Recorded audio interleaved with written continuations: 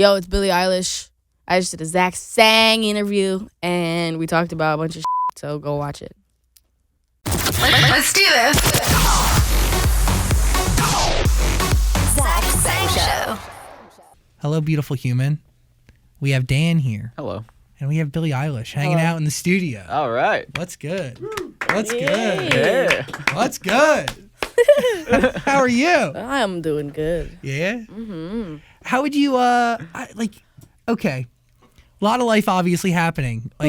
Pretty fast, would you say? Or are these big moments happening in slow motion for you?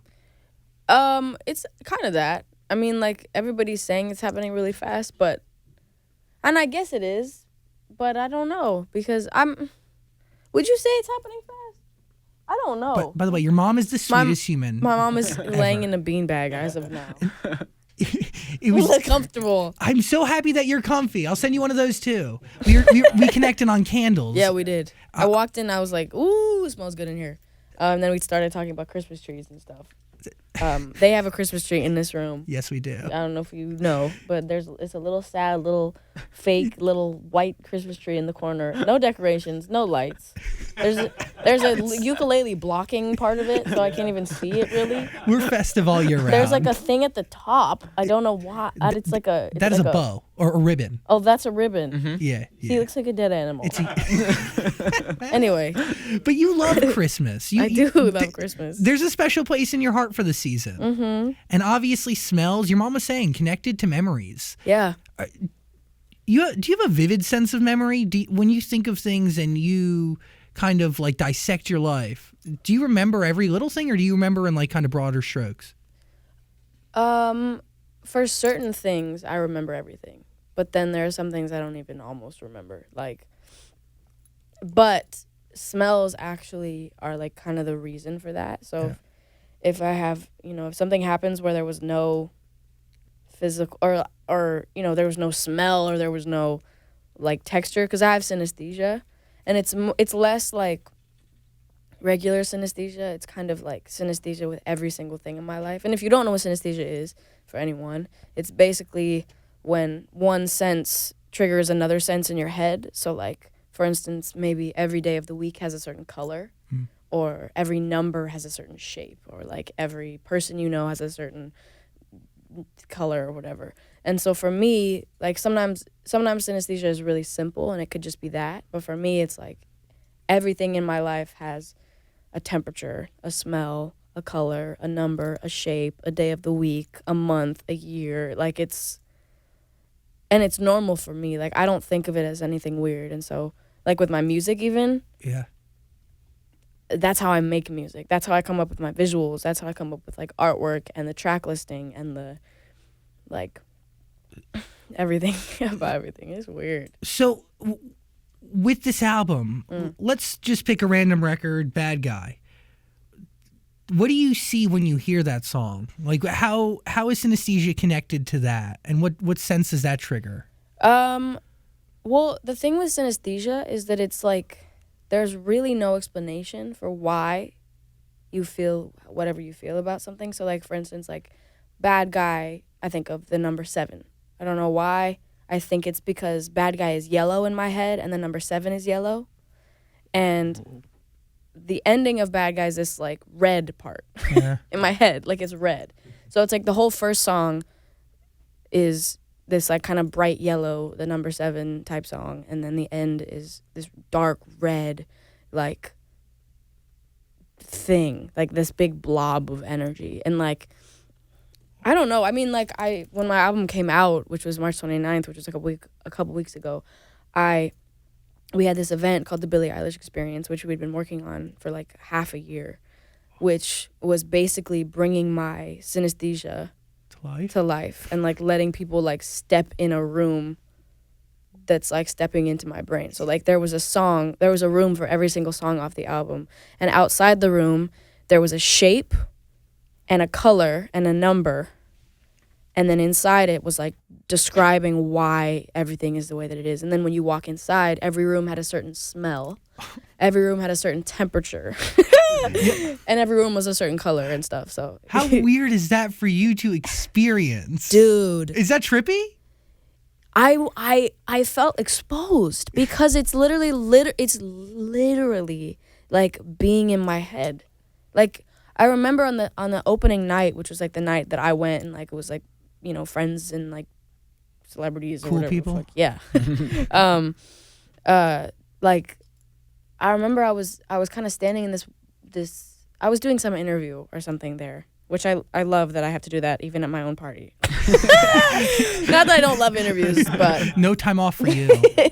but I was like standing at one point that night, and I was looking around at all these people, you know, having fun and playing around in these rooms that I've created in my head that I think about every time I think about that song or what I was thinking about when I made that song. And these people are just like in these rooms full of my brain, you know, and it felt so weird. There was even a room in the exhibit that was kind of a clone of my room. Well, That was crazy. yeah, I don't know if I like that. I don't know if I like it either. There's nothing is off limits in that moment, and you use the word exposed. Yeah, totally.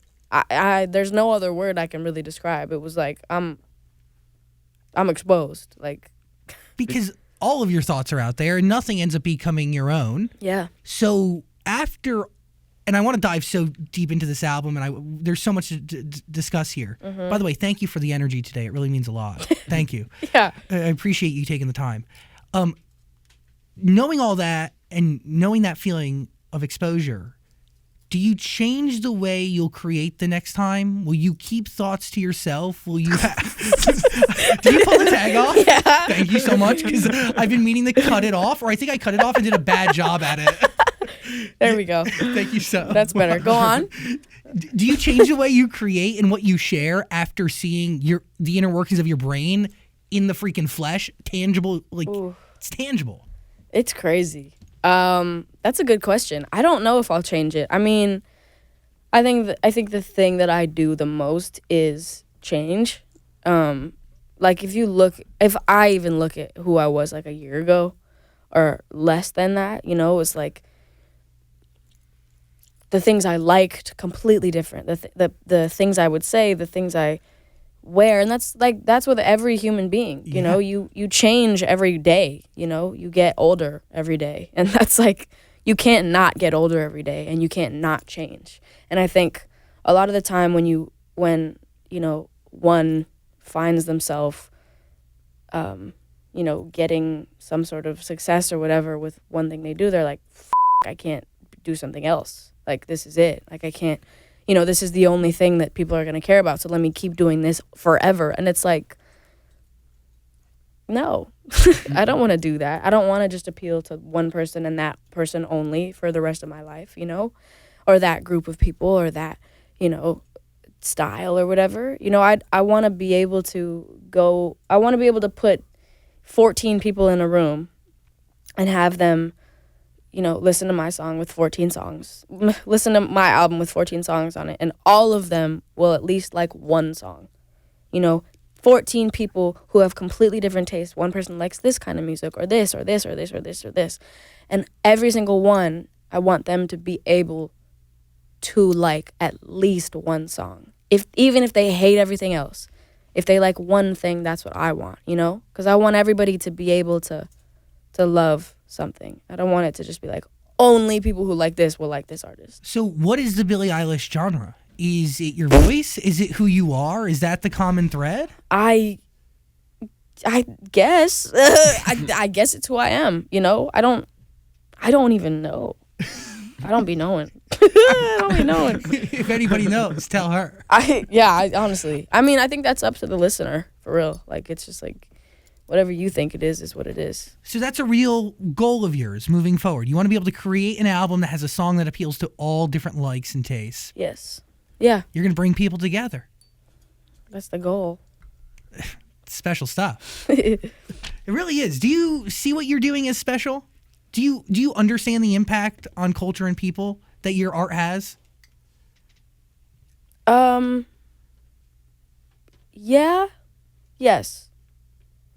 But no. Like, yes, but also like, why? Like, I know why I do it and why I love it. but why do these other people like it? It's like shocking to me. Yo, beautiful human, if you're ever stopped at a railway crossing and the signals are flashing and you don't see the train or it looks like it's moving slow and you're thinking maybe you can get across the tracks before the train comes, think about this. In 2018 alone, 270 people were killed at railroad crossings. 270. Stop. Trains can't. This message was paid for by NHTSA. Are you questioning why people love your music or why people are fans in general? No, not even that, because I'm a fan. Yeah, you know, I know why. But it's like more like, why me? In the best way possible. Not like, oh, why me, poor me. More like, why am I the chosen one? Why? You know, and like, especially things that have been happening in this last week, like things that if I told my 12-year-old, 11-year-old self, like, and I feel like that's something people say a lot, like, oh, my 12-year-old self, if I told them that what I'm doing now, they'd be like, da-da-da. But it's like I can't even almost fathom telling myself that then about anything that's been happening recently. And, like, my mom can vouch for that, because if I was told then about the things that have happened and where I'm at right now and, like, the things I've seen and the things I've done and the people I know and everything, like, I don't think I would be able to breathe, honestly. I don't think I would be able to breathe or move or do anything at all. I think I would be stuck and, you know, in half the best ways possible and pretty bad ways too, you know?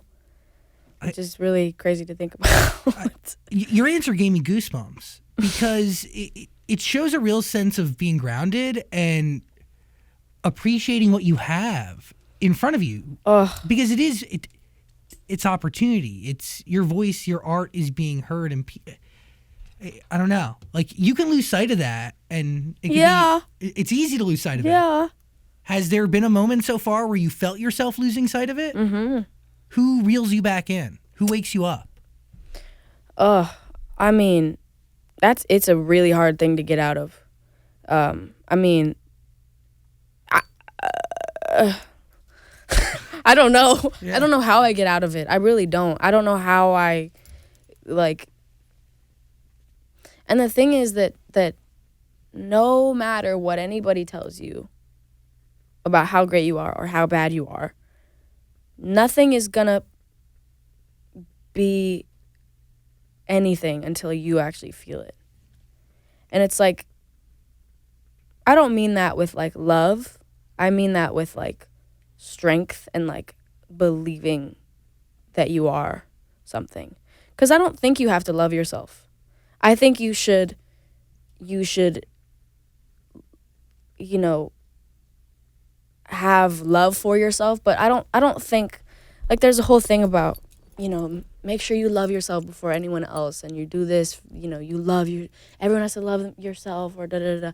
And I think it's great to love yourself, and you should take care of yourself, but I don't think you need to love yourself to be able to do things in life. I think as long as you're there for yourself and you respect yourself, that's what it is. I don't think you need to, you know, I don't know. I think it's just such an overly said thing that everyone has to love themselves. And I think, and I don't mean don't love yourself. No, I get it. I just mean there's this weird kind of thing that people are now, like, made to feel like, oh, if I don't love myself, I can't do anything, or I can't love anyone. And it's not true. Sometimes you need other people to make yourself love you.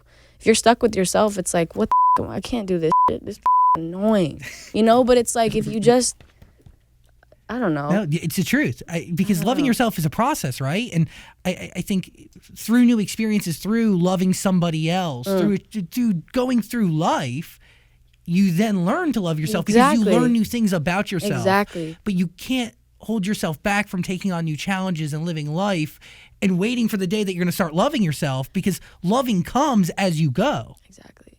You can't just randomly, you can't meet somebody and love them before you know them. I mean, you can, but it's not like, you can't expect that to happen. And so you can't expect that to happen with yourself. You can't just be like, okay, I can't do anything until I love myself. That's not gonna help you at all, especially if you really don't love yourself. That's really not gonna help you. And it's like, I love myself, I really do, but I also have a lot of issues with myself, and the only way I'm gonna, you know, I don't know, make myself stronger and make myself happier is if I go out and do things that are gonna do that. I'm not gonna sit in my room all day and eventually love myself. Yeah, wait for the clock to strike whatever. Yeah, and that's love not gonna happens. work. That's not gonna work. You got to get to know yourself. You have by to doing do things in the world. You have to do go break a fence or something. I don't know. It starts with breaking fences. Honestly, That's what I hear. I've broken like 3 fences. Is that something you've done? No. I feel like I've done that a lot. Actually, maybe once. I'm getting this weird flashback to this kid, Phil, his mom yelling at me for breaking his fence one time in middle school. I feel like everybody's broken a fence. I feel like I really did break fences a lot though. It's weird. By choice or running into No, like no, like I don't know.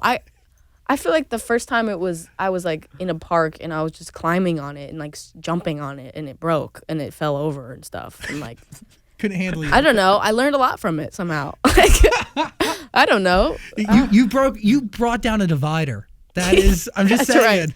right. True. A symbol for the future. True. That's true. You grew up homeschooled. Yeah.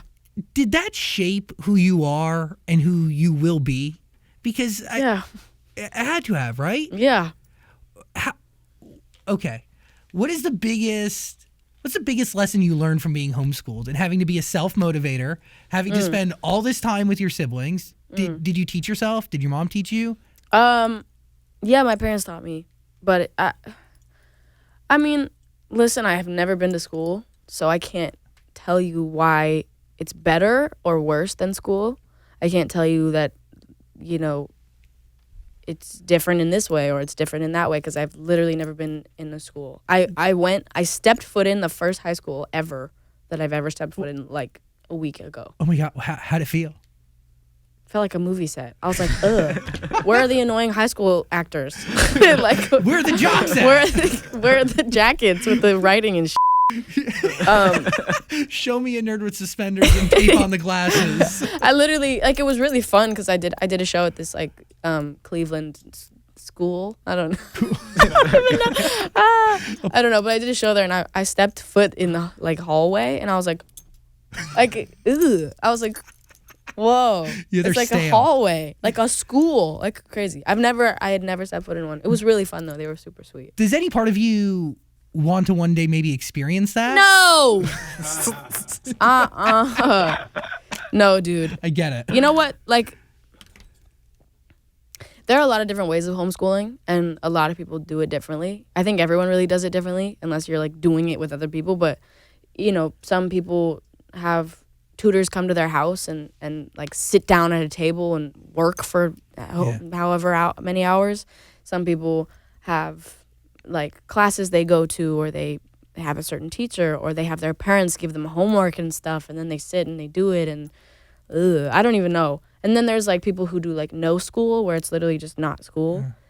And I mean, with our family, I think it was like it was more, and my mom could speak to it, but it's more like it was learning things, being schooled through life. So like, you know, my mom was an amazing cook and baker, and so when, you know, she'd have me cook with her, and we'd make like, you know, whatever we'd make, and she'd be like, how much, you know, how many halves are gonna make this amount, or, you know, how much is gonna go into this to make this. And that's how I learned math, you Love know. it. And then I learned, you know, like, and then my dad is like a carpenter kind of, and he would build things, and he would say, you know, how wide does this have to be if we want it to do this and this and this. And that's how I learned, you know, everything that I learned was through things in my life, which is more memorable because it's actually telling you why it's that way. I feel like there's so much in school. And again, I've never been to school, so I can't say anything, but I feel like, right. I'll tell you. From what I've seen is there's a lot of memorize this, and you kind of say why, and they don't tell you why. This is, you just have to do it, and that's that, and this is the answer, and there's no reason for why it's the answer, but this is the answer, and remember that. How are you supposed to remember something if you're not given a reason why? Exactly. None of it's attached to life. Nothing is practical. It's There's nothing to grasp onto. You know how there are like ways of memorizing things? Like you have to like, if you want to memorize a number, you think of, like the alphabet. There's a song for it so that we can memorize it. You know what I'm saying? Like we're not just like A, B, C, D, E, F. How are we supposed to memorize it if we don't know the song? You got to sing it. And honestly. And you're going to know math because you did it while you were cooking. Because I did it while I was cooking, so I understand why. I'm learning about where things are now from driving. I'm not like, my mom isn't like, when I'm little, pointing to things and saying, this is here, and this is here, and this is here. And I'm like, how am I supposed to know what any of that means if I don't go? If I don't, live it. Do it, I don't even know. Your mom also taught you how to write songs. Is that true? Yeah, she did. And my dad taught me how to, like, play instruments and Whoa. So the two of you and Phineas learn at the same time? The same time, 4 years apart. Same age, yes. Right? Yeah. Got it. So, yeah, because you grew up watching your brother play in a band, but you wanted to be a dancer. Mm-hmm. I grew up with your type of person. Were you into dance? Like, did you do it competitively? I did, actually, yeah. Yeah, you give up a lot of life for that. Yeah. Give up a lot of healthy working limbs, too. I was a tap dancer. I was, too! Yeah. Were you great? I bet you were good. I was pretty good. I was fire. I had some happy feet style moments in my life. Not gonna lie, and I was coveted because I grew up in New Jersey and I was tap dancing, and they were like, "Oh my God, there's a boy here doing this. We must use him for everything." Yeah, that's how it goes. And I watched a lot of people give up limbs, give up a lot of moments in their life for dance competitions, dance practice, rehearsal. But you understood commitment from an early age because of how much that took. Yeah. What injury led to you peacing out? When I tore my growth plate in my hip, which is like, you know what a psoas is? No, but it doesn't sound good. It sounds like vital. Yeah, it's this little evil thing like right in here that is, psoas. I didn't even know what it was until like last year because I'm like doing all this physical therapy and stuff still. But the one that took me out for real was, I tore my growth plate in my hip. So basically, the bone in my muscle separated from. Oh, Mama, I'm sorry. I mean, the bone separated from the muscle, so it's kind of just like a. It made that exact noise. Yeah, and the thing is that I've my whole life been prone to injuries. Like it's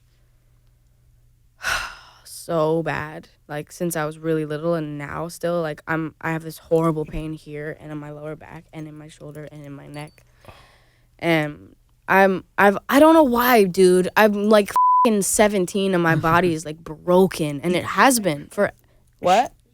I am very flexible. My back is like, and. That is, your mom is 100% right. You do all those, like when you walk around on your freaking legs like a backwards crab. Yeah.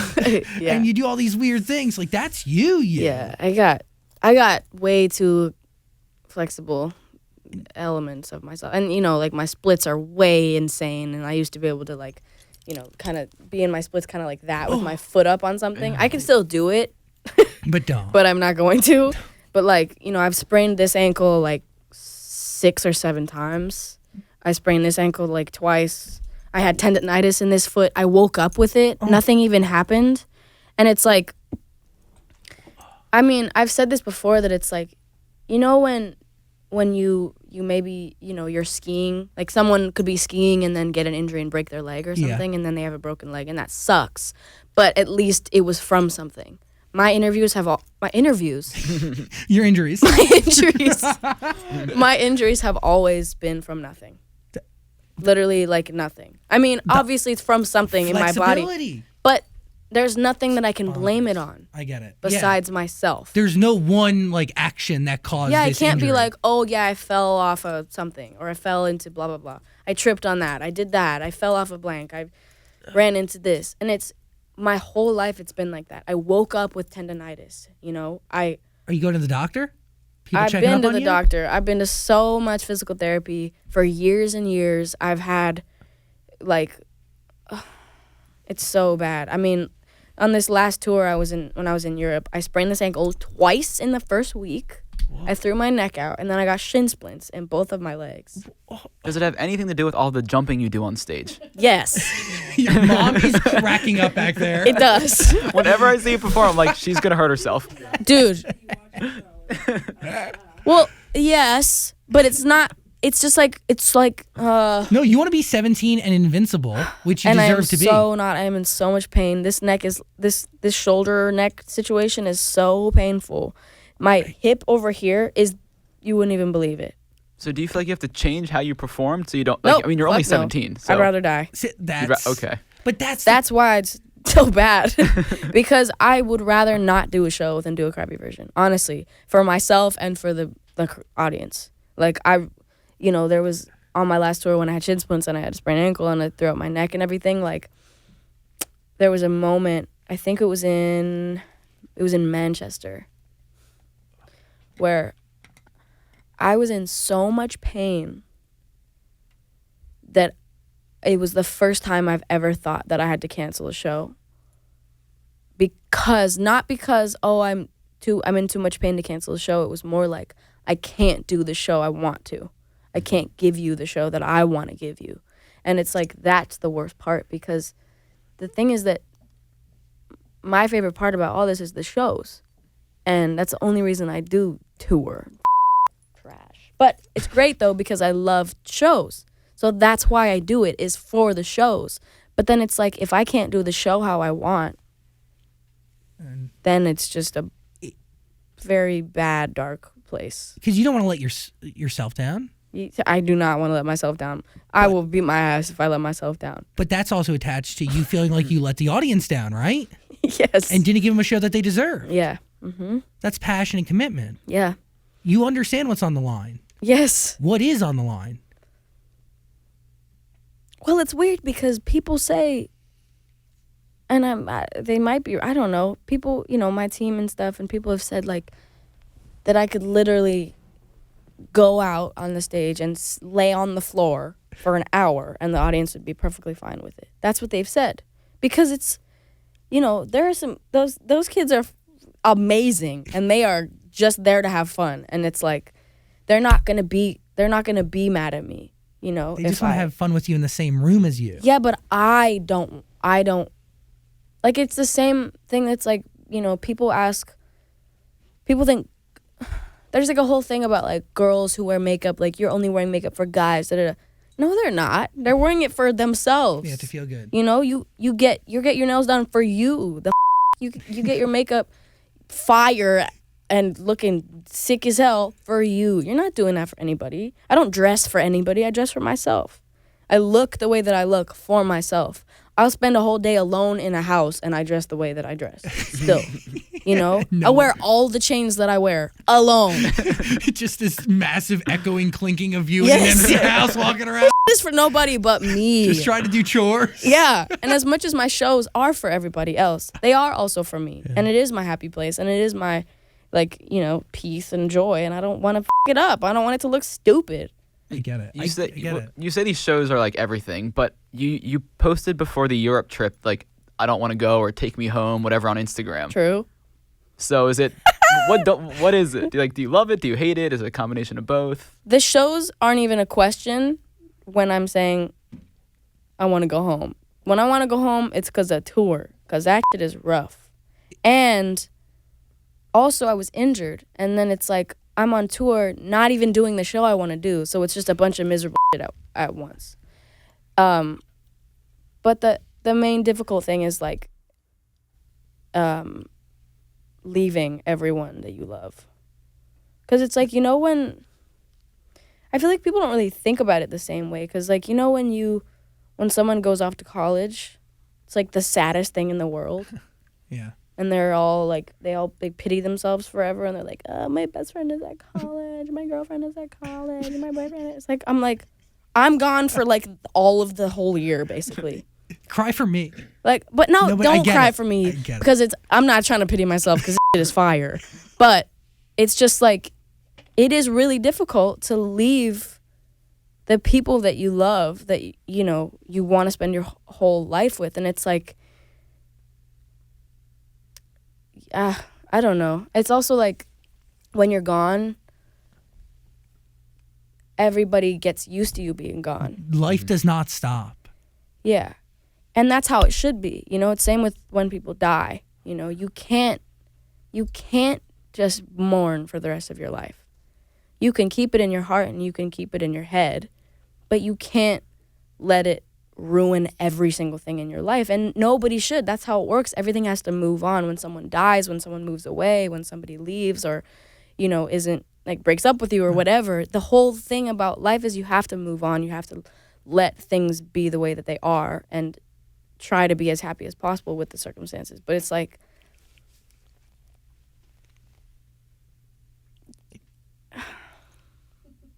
when I leave, like I remember saying before I left, I think the last time I left was the hardest because it was just like everything at home and with everybody that's in my life was so perfect. And I felt like if I left, it would just go away. Yeah, because it's happened before. And you know, I kind of would say like you guys are going to, or not you guys, but just like people are going to forget about me and stuff. And it's like everyone's like nobody's going to forget about you. And I don't mean, and the thing is people don't understand what I mean by that. Obviously nobody's going to forget Billy. You can't. Even if you try. No, but it's more about life moving on and you not being there to experience it with them. And it's unfair of you to ask them to hold back living. Yeah, exactly. That's the thing. Like I can't expect anyone to just be like, oh, Billy's gone. We have to cry for a whole month and then she's back and we're happy now. We can't do anything. I can't do that. I have to. But that's what's difficult. And it's literally, you can't change it. And that's why it's hard. It's something that has to be that way. And that's it. That's that. You know, there's no changing it. And it's like, not that you're going to forget about me, but you're going to get used to forgetting about me. You're going to get used to me not being here. Obviously, I'm going to be on your phone. I'm going to be everywhere you look and on billboards and not the same. You can't forget about me like that, but you can forget about my presence and you can forget about my voice and the way that I say things and the way that I move, you know? That gave me goosebumps because the one thing that I've seen true with a few of my friends who are in the same business and have to leave for those lengths of time, doesn't matter how much money you have, it's a really hard problem to fix. You can't fix it. No, it does. You could have all the money for all the private jets in the world and be able to fly people in and out. It's still not going to be the same. It's not, and it's like also other people have to do. Yeah, they can, that Other people have a job. As much as this is my job, other people have a job. You know, even for the summer tour for the U.S., like I'm taking as many friends as I possibly can. But it's like because I literally told my team, I was like, I can't do this without it. I can't do this because it's not. I'm unhappy doing this without the people that I love. Because I've also always been the kind of person that needs a group of people with me all the time. Like, I like traveling in a pack of people forever. I've always had, like, a friend group.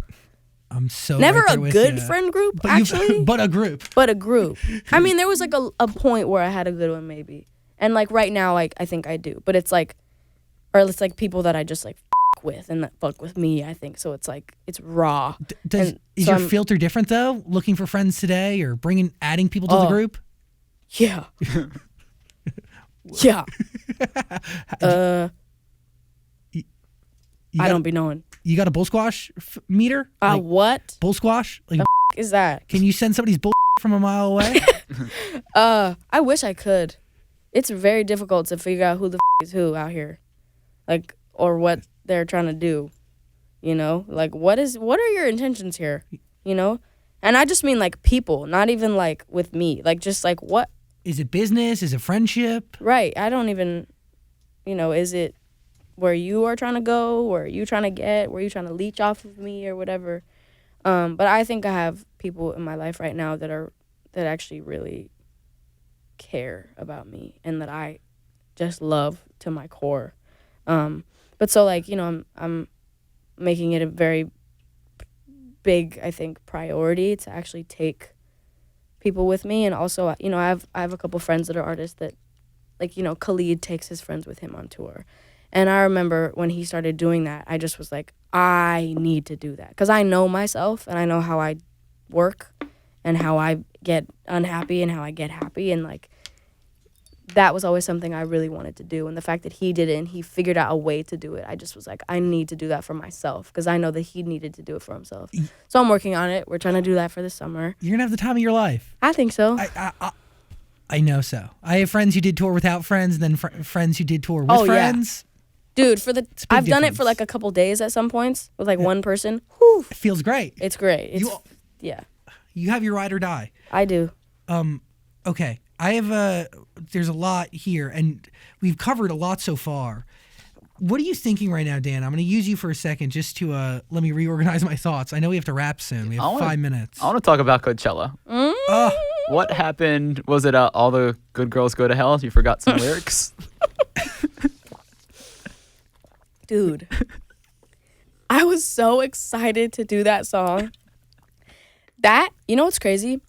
I was just talking about this on the car ride over here, that All the Good Girls Go to Hell was the worst song off the album when we were making it. It was horrible. It was like the worst thing ever. Everything about it was bad. And I remember thinking like, oh my God, this is going to be so bad. I loved the lyrics. I loved this song, but there was just something there that I was like, this is horrible. And me and my brother both said this. Like, we were both like, why is it like that? Like, we could not figure out why it was bad. And eventually we did, and we made that fire. What changed it? I don't even know. Honestly, I was trying to think about it. I don't know. It just got good. And I've been so excited to do it live since we got it to that point. And it's like one of my favorite ones now because it's like that chorus on the 2, they're like, oh my God. Dude, I was so hyped to do that song, especially at Coachella with the visuals and everything. And it's all the earth. People there are into it. Yeah, dude. And I was so excited, and it was great. And then it got to the second verse, and I started thinking about something else. And then I just was gone. What'd you think about? That's actually true. Oh. See, because the thing is that the screens something was off with the screens before the set, so they delayed it 45 minutes. Yeah. And everybody blamed that on me when literally I was standing there behind the stage. Like, can we go? Like, I was like, I want to go on the stage. I'm telling you, everybody, all the dancers were with me. We were all just like standing in my area. And I kept asking my tour manager, Brian, I was like, what the I was like, can I go on stage? And he was like, I don't know what's going on. Like, there's something, but nobody would tell me what was wrong. And so, you know, as amazing as the articles have all been, which has been amazing, like they all still say like, you know, she went on 45 minutes late. And some people said like I had like a breakdown. I'm like, dude, I was standing behind the stage for 45 minutes, like ready with my in-ears in. I was holding the mic. I was literally like so excited. My heart was racing the whole time. I was like ready to go on immediately. And nothing, we just waited for 45 minutes, and then finally we do it, and the screens didn't work. I'm like, for real? Like, all that for nothing. For real? But they worked really hard. They were busting their asses. You could see there was dudes, like, climbing up on it. It'll be amazing this weekend. It'll be all good. It'll be fixed. But since it was a delay and everything, we had to cut 2 songs, which was the hardest thing I've ever had to do, I feel like. What'd you cut? We had to cut Zanny and When I Was Older. Zanny's a great record. Thank you. Really beautiful. What is it about them? I must be missing something. They just keep doing nothing. And then you go on, I can't afford to love someone who isn't dying by mistake. I mean, powerful. And the production and those drums. I mean, all of it together. Your vocals at the end. What do you think about when you sing that song? What space do you go to? Oh, God. I go to like a cloudy hole. Like a beautiful, I love that song. I loved it right when we made it, you know, immediately. Like, we wrote it on just piano. Loved it immediately. Then we went to production. Loved that immediately. There was never a moment when me and Phineas were making that song where we were like, You knew. It was good every step of the way to us. Like, it was like... Why is that? Is it because it was a story that needed to be told? it was everything about it. It was like, I can't, honestly, I can't even describe it. That song, like, just, the lyrics are one thing, but just the song as a whole, the song in general, you know, the melodies and the chords and the bass and the drums and the distortion and the like broken and raw vocal at the end, which I was crying at the end of, like, it just, I love that song. I'm telling you, dude, when we were backstage, because they were like, we're probably gonna have to go on a little late because of some weird thing, they were like, what's the first song that you'd be comfortable cutting? And if we have to, choose a second song also that you'd be comfortable, like, first choices. Worst thing to say to you. And that would be easy back in the day when I had, you know, 5, like, what set list of 12? Yeah, and there was like a couple that I didn't really care about. I love them, but, like, you know, it wasn't like whatever. And I literally sat in my trailer staring at the set list for so long at every single title, every single song, and I just was like, there was no song I wanted to cut. That was a first. That was a first, that I didn't want to cut a song.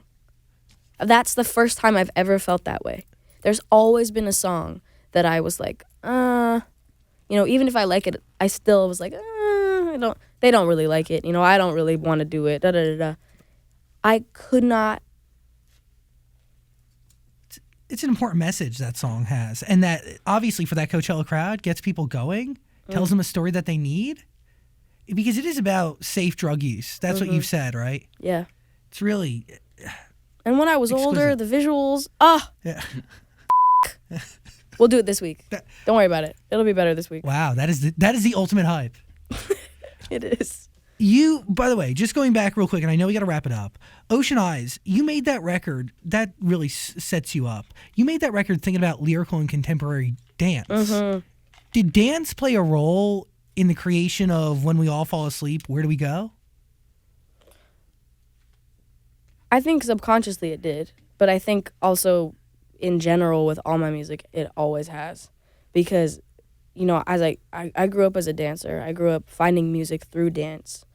You know, always wanting to choreograph a dance to the songs that I liked. I remember there was a song called Breathe Into Me by Marion Hill that I was in love with when I was like,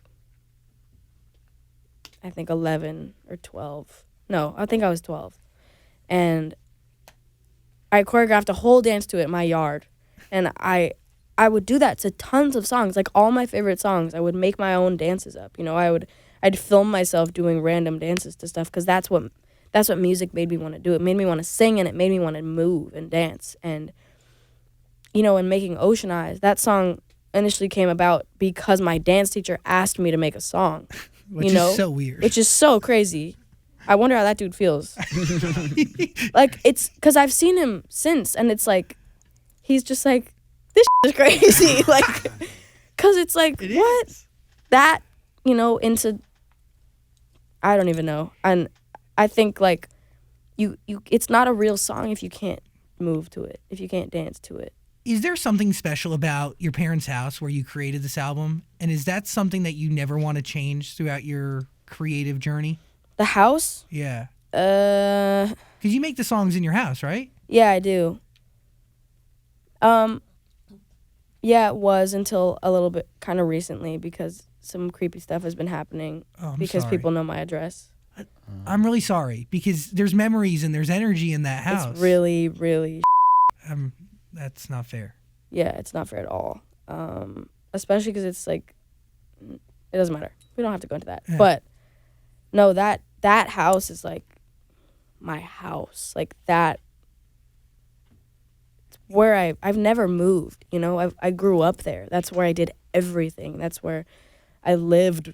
Obviously, I've never not lived there. That's always been home, always. And we've always made everything ever in my brother's little tiny bedroom. right next to my bedroom. And there's writing all over the walls in my room that's like random lyrics, random thoughts of mine, random There's writing all over Phineas's walls. He doesn't write on his walls because he's a very clean person also. he has like a, what's it called? Whiteboard. Yeah, he's like whiteboard paint on his wall. Oh, I've seen that. Yeah. So which was such a cool idea. I remember when he got it and I was like so jealous. And so you can write with like a erase marker and then you can like erase it. But yeah, he's always written on all over his walls anyway too. Do you want him to be a constant creative partner for you? Yeah. Do you think of the day of creating a song without him? Well, that's the thing. Like, I don't think either of us think of this as, like, we're not against not working with each other, but we're not against working with each other. Like, it's like, I get it. there's never like, oh, we have to work together on this. We can't not. Like, that's, because then it's like, well, I don't know, because it's like I write my own stuff all the time that I write alone, and he writes his own stuff all the time that he writes alone. And, then we'll write together and then whatever. And it's like there's never like, oh, I have to write, we both have to write this now, or you have to write this now, or I have to write this now. It's just literally what we feel, and it's completely organic. And it's like, I'm not going to say we will never not work together, but I'm not going to say we're going to not work together at some point, because we're just like living in it, and we're like doing what we're doing, and that's that. And it's like, if it's not broken, don't fix it. By the way, living in it is one of the reasons why I think people connect with your art so deeply, is because it's authentic. You're living in it. And even the songs that are fiction, records like Bellyache or the one you wrote based on Sherlock, you're an incredible storyteller. You and Phineas, you bring these stories to life, and it's the perfect balance of just lyrics that are complex yet simple, and production that matches it perfectly, right? Like, simple in the best ways to allow the lyrics to shine and give them life, but that production, there's like a drum in Bellyache that sounds like thunder. Like, it strengthens the story so exquisitely. Special stuff. Truly. Really cool top to bottom. Thank you. This moment right now, it is Wednesday, April 17th, 2019. You were 17 years old. Today, how does Billie Eilish want to be remembered? Are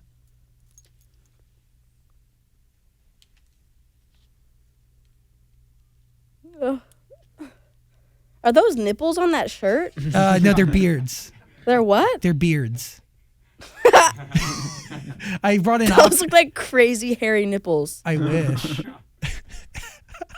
I have a boob lamp though. You do? Yeah, it's a lamp that's covered in boobs. That's sick. I want one. I'll send that to you too. That's hard. Yeah. What do I want to be remembered for? You don't need to answer it if you don't know. I don't know. I don't know. You can come back to me later. I really don't know. You excited to turn 18 later this year? Yes. But also no, because it's cool to be young. Not like it's cool to be young, but like it's like, you're an adult for so long. Yeah. And you're a kid and it's like done, It's weird. Like, why isn't it half and half? That's what I don't understand. Why aren't you a kid for half your life and then an adult for half your life? Because you're only a kid for like, I don't know when the kid cutoff is, but. Different for everybody. That's true. Would you say you're an adult now? My life is. My life has been an adult. There's definitely. There's a kid screaming outside. That is so weirdly timed. My life has been an adult's life for like 3 years, so I don't know what you expect. I don't know what anyone expects like me to have like I don't know. It's weird. Dude, you keep living you. You can't do anything else. I am in a dream. I don't think you're really living you. You cut back on those Instagram stories, the funny ass ones. Like what? You used to post some funny things on Instagram like a year ago, and it seems like you've cut back. I have. Because the internet be saying some dumb shit. I'm like, I'll keep this funny shit to myself. You don't deserve it. Honestly, This is for me. No, for real. Like, the internet doesn't deserve my funny ass. For real. They don't. Some on there. Sheesh.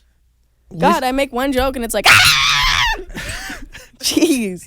She's crazy. She's toxic. This is a horrible person. Rotten hell. Problematic. I'm like, damn, I made a joke. Shit's funny. Like, calm down. I literally deleted Twitter because of that. I made the funniest joke. The funniest joke. I don't even regret it. People dragged me for like months. What was it? Yeah. You're not gonna do that. No, I'm not gonna. See, because it was funny and the internet doesn't deserve it. It's why comedians get such a weird reaction. You know, when like some, you know, an artist like in the music business dates a comedian or something, then all those fans are like, because all comedy is like being horrible and it's hilarious. Truth. You know? Like, that's why The Office is funny. Dude, if The Office came out today, would be so offended. I think that all the time. They're all like, I wish they'd make a new season. I'm like, dude, you guys would be peeing yourselves because you're so offended by my final question to you is, which Office character do you most relate to? Michael. Me too.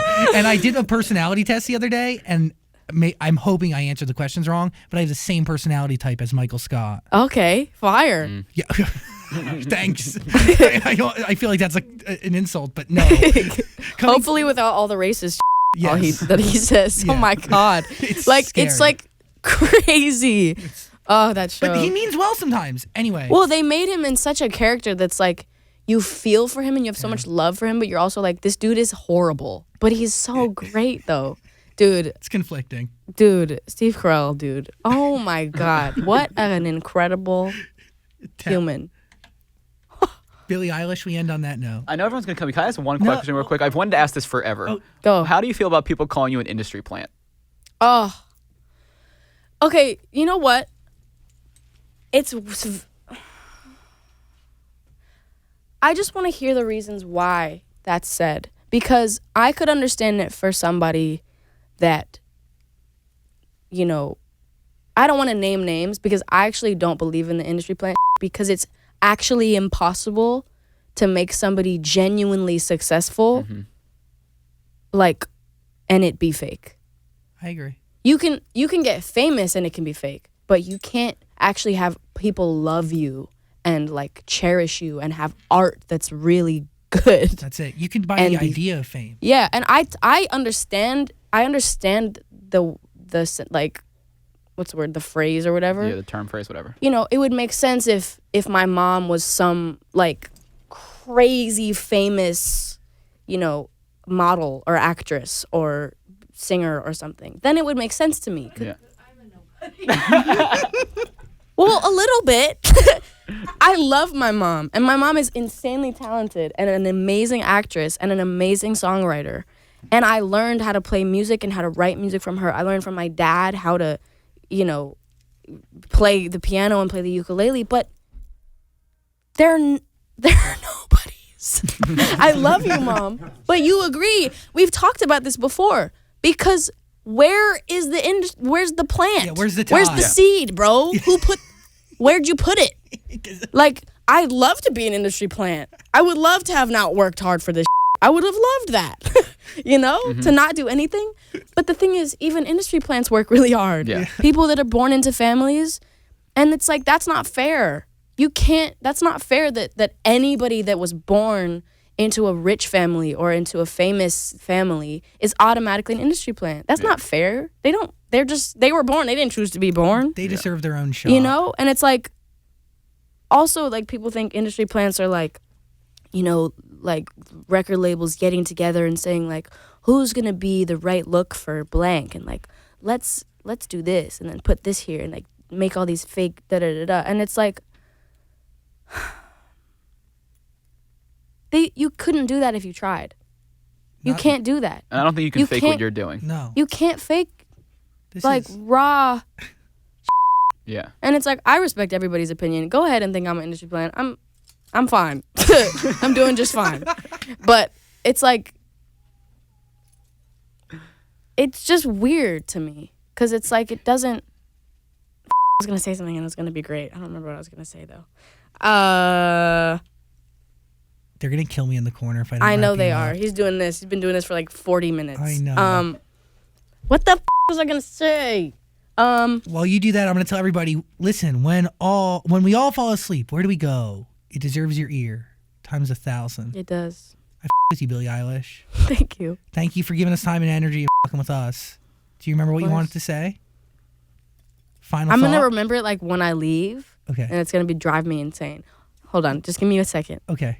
It's about the industry plant.